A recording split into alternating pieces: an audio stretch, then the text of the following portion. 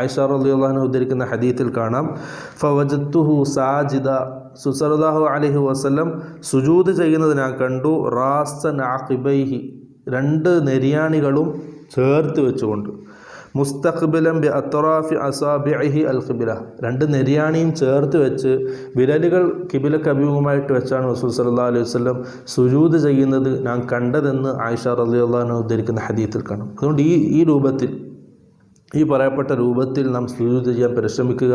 നമ്മുടെ തുടഭാഗം വയറിന് സ്പർശിക്കാൻ പാടില്ല, അതേപോലെ തന്നെ തുടകൾ രണ്ടും പരസ്പരം സ്പർശിക്കാൻ പാടില്ല, തുടയും തണ്ടം കാലും സ്പർശിക്കാൻ പാടില്ല. എല്ലാ അവയവങ്ങളും വിടർത്തി ഒന്ന് മറ്റൊന്നിനോട് ചേരാത്ത രൂപത്തിൽ നാം സുജൂദ് ചെയ്യാൻ പരിശ്രമിക്കുക.